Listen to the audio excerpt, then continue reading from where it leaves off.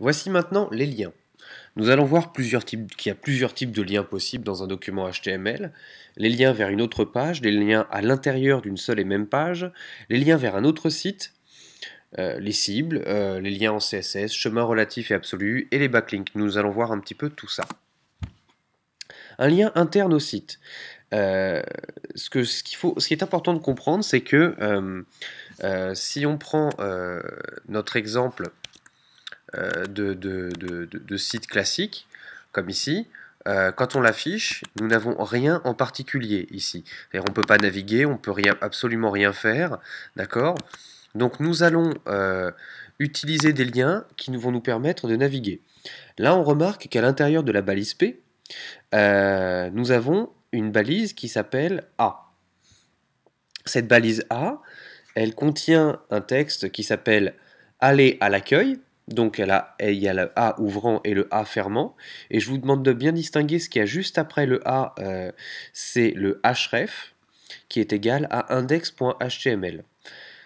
Ce href, c'est la direction. D'accord? Et cette direction, elle dit, tiens voilà, allez à la page d'accueil. Maintenant, si je l'applique ici,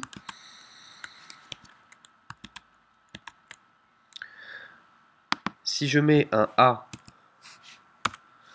href et que je décide de l'intégrer, hop, voilà, vous voyez ce que j'ai fait. Je décide de l'intégrer ici.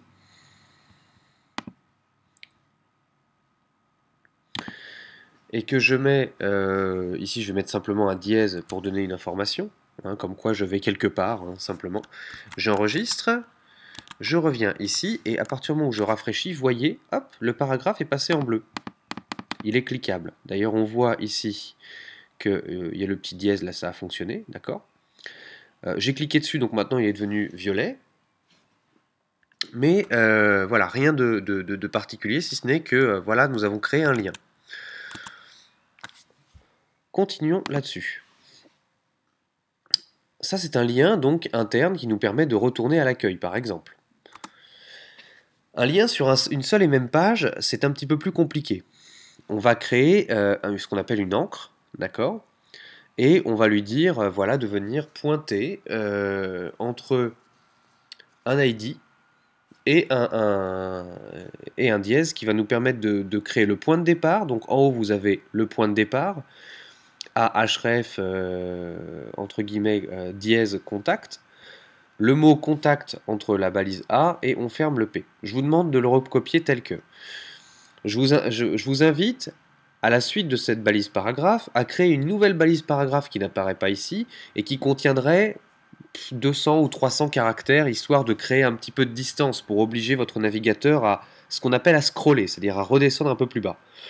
Et ensuite, vous créez un paragraphe avec un ID, contact, bienvenue sur l'espace contact, et vous allez vous rendre compte que lorsque vous allez cliquer sur le premier, votre navigateur va de lui-même descendre au niveau de la troisième balise paragraphe, celui où vous avez mis l'ID contact.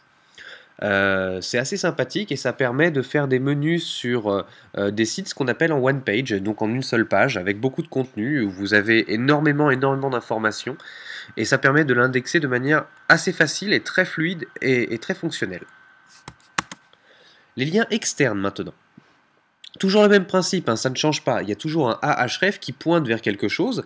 Et là, en l'occurrence, au lieu de rentrer une adresse type index.html qui nous enverrait dans le site ou un ancrage, on rentre directement une adresse URL avec le http://www.facebook.com /jfechner, là en l'occurrence. Et si vous faites ça tel que, bah, vous allez vous retrouver sur ma page Facebook. En revanche, remarquez bien ici que le texte qui va apparaître, c'est « Ajoutez-moi en ami ». Ce n'est pas du tout le lien, en l'occurrence. Hein. Faites bien attention à faire le distinguo entre le lien et le texte du lien. Voilà, ce qui n'est pas pareil. Ce qui vous évite justement d'avoir des URL absolument horribles et longues et fastidieuses. Maintenant, le problème que j'avais avec ce lien-là, c'est que si j'ai un site internet et que vous cliquez sur ce lien, vous partez de mon site internet pour vous retrouver sur Facebook. Mais du coup, vous avez quitté mon site. Alors, d'un point de vue référencement, d'un point de vue navigation, ça m'arrange pas vraiment parce que je perds un internaute. Donc, pour éviter de vous perdre, je vais rajouter encore d'autres petites informations. À la suite du Ahref, je vais rajouter encore d'autres choses. Je vais rajouter un title, par exemple. Ce title va permettre de donner une information supplémentaire et un rel external pour préciser au navigateur et à Google et au robot que oui, je sais, c'est pas très bien, je vous invite, je vais vous faire ouvrir un nouvel onglet. Et je vais créer aussi un target blanc, voilà, qui va dire ajoutez-moi en ami. On va faire l'essai tout de suite. Donc je vais ici, voilà, je vais carrément copier-coller le texte directement de là. Je vais l'ajouter ici.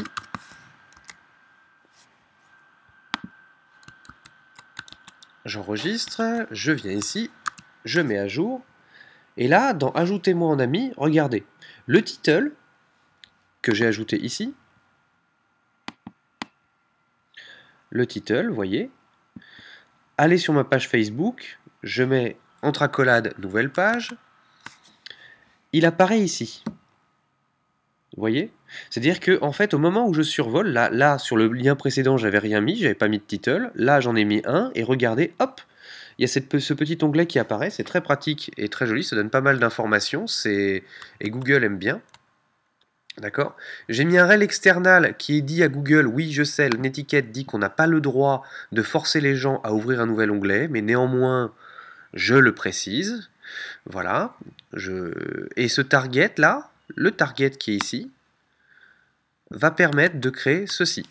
À partir du moment où je vais cliquer, plutôt que de vous perdre, regardez bien, ça ouvre un nouvel onglet. D'accord? Et là, on se retrouve sur ma page. En l'occurrence, je ne suis pas connecté et c'est très bien. Donc voilà, j'ai ouvert un nouvel onglet et si je reclique une nouvelle fois, voilà. C'est pareil. Voici pour vous expliquer le principe des liens. Continuons. Dans le head, il y a aussi des liens qui vous permettent de lier une feuille de style. Parce que, nous verrons plus tard que le HTML, c'est le corps du texte et que le style, c'est un document à part. Et une seule feuille de style peut commander 250 pages HTML. Donc ça, nous verrons ça par la suite. Néanmoins, je vous explique le lien. Le lien se met dans le head et il commence non pas par un ahref, mais par un link href, où on dit que c'est une feuille que la feuille s'appelle style.css. Le rel dit que c'est bien une feuille de style et que elle est de type texte CSS. Maintenant, en chemin absolu, là, je suis simplement en train de dire qu'on doit véritablement remonter à la racine du site en ajoutant les deux petits points et le slash pour retrouver cela. Le chemin relatif et chemin absolu, nous y reviendrons juste après. Voici comment se passe le dossier racine à l'intérieur d'un site. Vous avez le fichier 3W, et imaginons que au sein de votre fichier 3W, vous ayez directement mis votre index.html, réalisation et planning. Nous sommes toujours avec l'idée de réaliser votre CV. Vous allez créer un dossier qui va s'appeler feuille de style, feuille trait d'union style, à l'intérieur duquel nous allons mettre style.css. Et dans ce cas, pour appeler la feuille de style, je vous recommande donc de mettre, là en l'occurrence, les deux petits points style.css, qui va remonter à la racine du site, mais qui néanmoins ne va pas aller chercher dans le dossier feuille de style. D'accord? Donc dans ce cas, nous devrions ajouter slash style, feuille style slash style.css. Voilà.